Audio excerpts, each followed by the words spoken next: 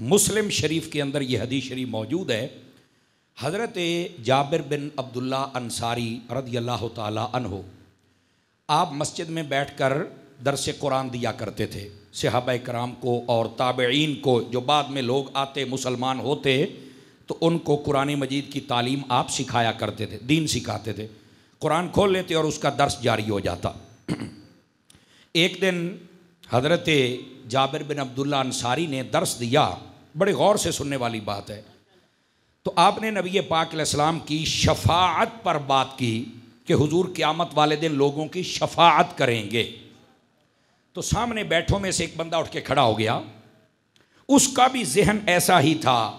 یہ جو خارجی ہوتے ہیں نہ حضور اکرم صلی اللہ علیہ وسلم کی آل کو مانتے ہیں, نہ حضور کی شفاعت کو, نہ شانوں کو. ان کا سب سے بڑی کمزوری یہ ہوتی ہے.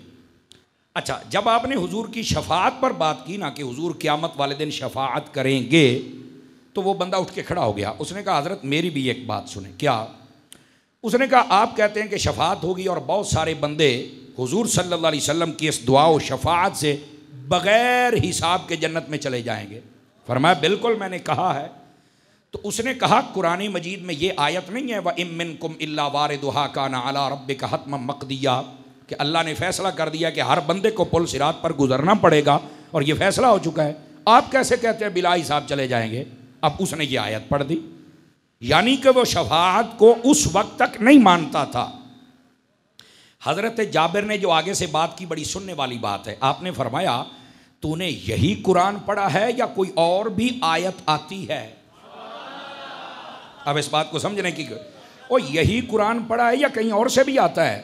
تو اس نے کہا قرآن تو مجھے اور بھی آتا ہے. فرمایا اگر آتا ہے تو پھر تو پڑھیا نہیں, میں تجھے بتاتا ہوں. آپ نے 15واں پارہ اس کے اندر سے ایک آیت پڑھ دی عسیٰ ان یبعثک ربک مقاما محمودا. فرمایا کہ ان قریب ہم اپنے حبیب کو مقام محمود عطا کریں گے. کہتا ہاں قرآن میں ہے. تو فرمایا بتا یہ مقام محمود کیا ہے؟ تو کہتا ہے جنہاں دے کولوں میں سیکھ کے آیا نا انہوں نے مینوں یہ نہیں دسیا. تے فرمایا جس محمد کولوں میں سیکھیا ہن تینوں میں دسنا پھر کی ہے. توجہ ہے؟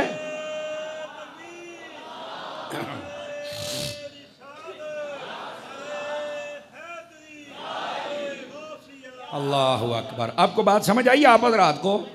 تو اس کی وہیں پر بس ہو گئی, بریکیں لگ گئی. وہ کہتا ہے وہ جن سے میں نے سیکھا ہے نا وہ جڑے ساڈے مولوی نے, اس نے تو ہمیں یہ بتایا ہی نہیں, وہ اس سے سانوں یہ سکھایا ہی نہیں. تو آپ نے فرمایا پھر جس محمد سے میں نے سیکھا ہے نا قرآن, میں بتاتا ہوں کہ اس آیت میں کیا ہے. اس نے کہا بتائیے. تو اسے یہ بھی پتا تھا کہ میں نے تو عام بندے سے بات سنی ہے اور انہوں نے تو خود حضور سے سنی ہوئی ہے, اور یہ جھوٹ بھی نہیں بول سکتے کیونکہ سامنے اتنے صحابی بیٹھے ہیں. یہ جھوٹ بولیں گے تو وہ پکڑ لیں گے کہ تو جھوٹ بول رہا ہے. تو اس وقت حضرت جابر نے کہا تھا, حضرت جابر فرمانے لگے او بندہ خدا, یہ جب آیت آئی تو نبی پاک علیہ السلام نے ہمیں بتایا تھا کہ مقام محمود وہ ہے جس کے اوپر رب مجھے قیامت والے دن کھڑا کرے گا اور کہے گا مصطفیٰ جس جس کی شفاعت کرتے جاؤ گے میں رب اس کو جنت عطا فرماتا چلا. سمجھ آ رہی ہے میری بات کی؟ اور وہیں پر آقا کریم علیہ السلام نے فرمایا تھا کتنے بندے شفاعت کے ساتھ اور کیسے جنت میں جائیں گے.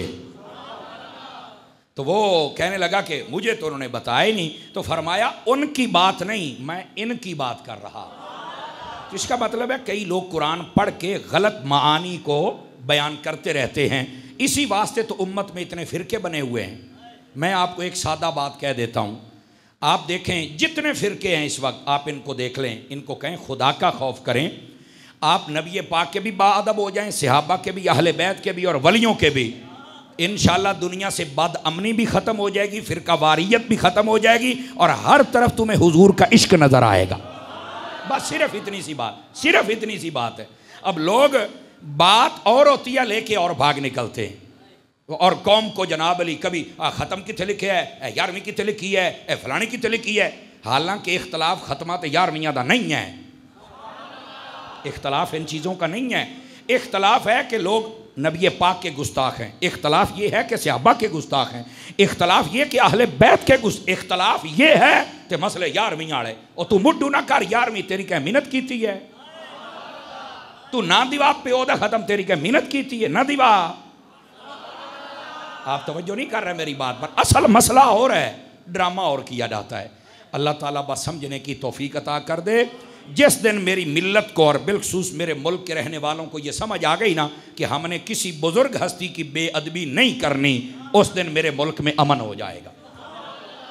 بزرگوں کی کبھی بے ادبی نہ کرنا، کوئی صحابہ کے پیچھے بھاگتا ہے، کوئی اہل بیت کے پیچھے ان کی بے ادبیاں کرتا ہے، کوئی ولیوں کے پیچھے پڑ جاتا ہے، تو میں آکھیا تو اپنی اوقات ویکھی آئی بھی ایک گندے قطرے چو تو جمعہ ہے، اے تیری اوقات ہے، ذات دی کوٹ کرلی تے چھتیریاں نو جپے۔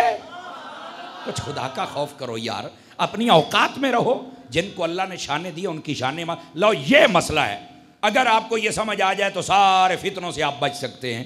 اللہ کریم مجھے اور آپ کو عمل کی توفیق عطا فرما دے۔